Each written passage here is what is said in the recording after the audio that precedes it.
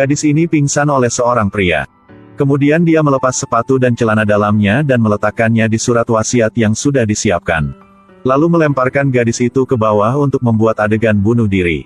Dia ingin meninggalkan tempat kejadian tapi dia lagi menemukan masih ada siswa lain di pintu tangga.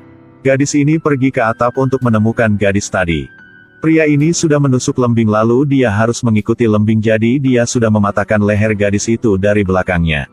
Tapi tubuh ini berada di luar rencananya, jadi dia tidak tahu bagaimana menanganinya. Pria dengan trik jahat ini adalah seorang guru. Seiji biasanya adalah guru lucu yang selalu memikirkan murid-muridnya. Semua murid sangat mencintainya. Hari itu siswa perempuan datang kepadanya dan mengatakan bahwa Mia mungkin dilecehkan oleh guru olahraga. Mereka tidak sengaja melihat bahwa guru olahraga mengancamnya untuk masuk ke dalam gudang. Kemudian menutup pintu terlalu kencang. Selama 3 menit, lalu dia keluar sendiri. Seiji mencari Mia untuk mengetahui situasinya. Mia katakannya bahwa guru olahraga sudah menemukan dia mencuri barang.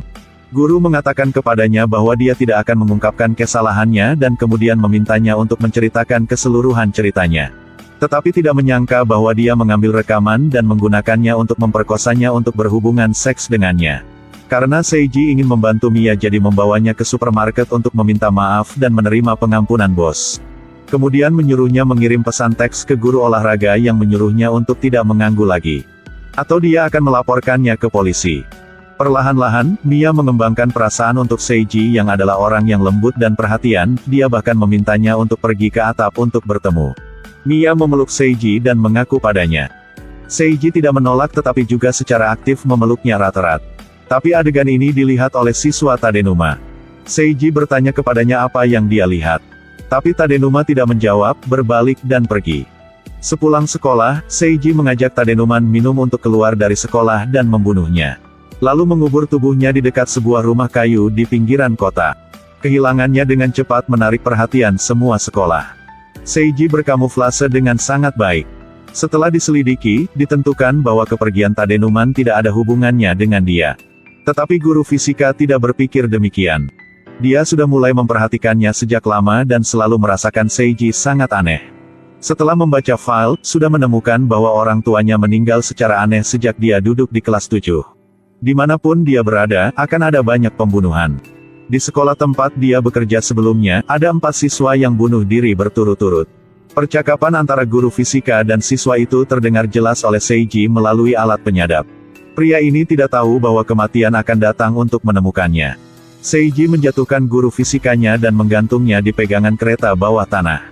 Geraknya cepat dan tegas. Penumpang di sebelahnya tidak menyadari apapun.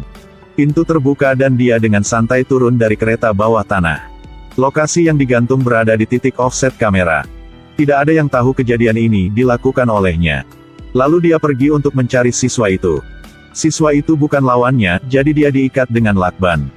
Lalu dibawakan ke rumah di pinggiran kota. Lalu menempatkannya di sebuah tangki besi dan mengisinya dengan bensin dan membakarnya hidup-hidup. Hari itu, Seiji membawa Mia pulang untuk berkencan. Dia tidak sengaja melihat ponsel temannya. Seiji menjelaskan bahwa ketika mereka sedang minum bersama, dia lupa teleponnya di tempatnya. Mia merasa itu sangat aneh, jadi dia terus bertanya. Seiji tidak menjawab pertanyaannya tetapi hanya tersenyum dingin. Sepertinya dia tidak bisa menahan orang ini lagi. Menunggu setelah Mia kembali, Seiji mulai membuat surat wasiat untuknya. Di malam hari itu, dia ajaknya ke atap sekolah dan memukulinya sampai mati.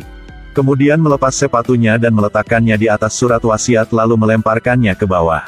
Memalsukan adegan bahwa dia bunuh diri. Seiji mau pulang tapi bertemu teman Mia yang datang untuk mencarinya. Jadi Seiji harus membunuh gadis ini juga. Tetapi dia tidak tahu bagaimana menangani tubuh ini. Dia duduk di kursi berpikir sebentar. Kemudian sebuah rencana jahat muncul di pikirannya. Dia memutuskan untuk membunuh semua siswa di sekolah. Seiji kembali ke rumah di pinggiran kota untuk mengambil pistol lalu kembali ke sekolah. Kemudian memanggil guru datang untuk menyalahkannya. Setelah membuatnya pingsan, Seiji memakai sepatunya. Kemudian matikan semua sinyal di sekolah agar siswa tidak dapat berkomunikasi dengan luar.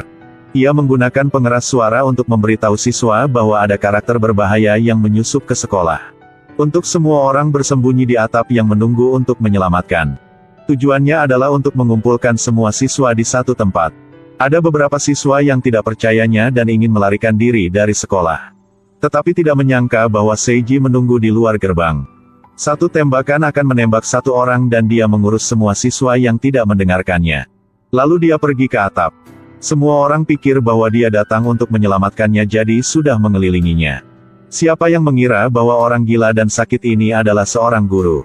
Dia mengenakan jas hujan dan mengambil senapan untuk mempersiapkan pembunuhan besar. Seiji menembak siswa yang berdiri pertama. Siswa lainnya sangat takut sehingga mereka mau melarikan diri. Tetapi mereka tidak punya tempat lain untuk melarikan diri. Seiji tidak ingin darah memercik di wajahnya, jadi dia dengan tenang memakai topinya dan mengarahkan pistolnya tepat sasaran.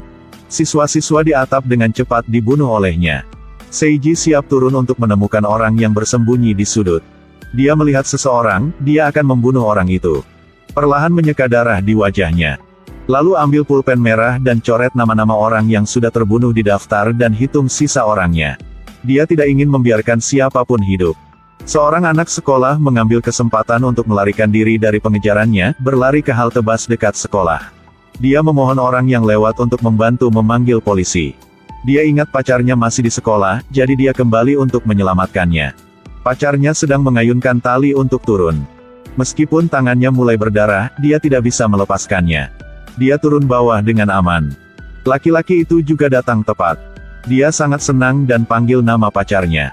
Setelahnya dia segera menyadari kesalahannya.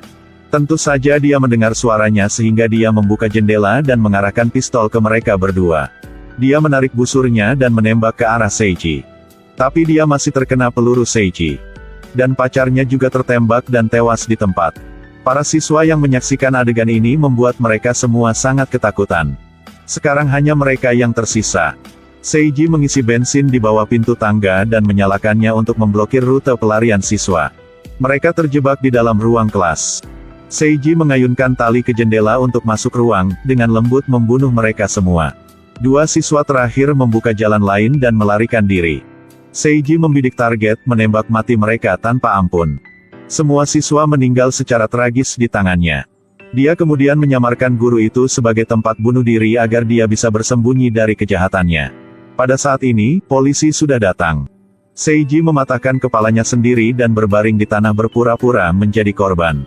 Polisi sudah menyelamatkannya. Dia beruntung satu-satunya yang selamat. Jadi sekarang kematian tidak memiliki saksi sehingga dia bisa menutupi kejahatannya dengan sempurna. Ketika dia mengira tidak ada celah, polisi menemukan dua siswa beruntung yang masih hidup. Kedua siswa ini akhirnya tidak berlari di jalur keluar. Setelah melemparkan tubuh dua teman ke bawah, mereka bersembunyi di sudut.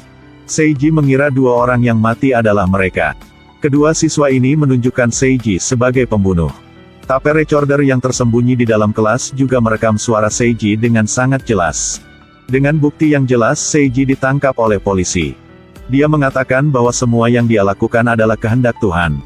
Permainan berikutnya akan segera dimulai. Film berakhir di sini.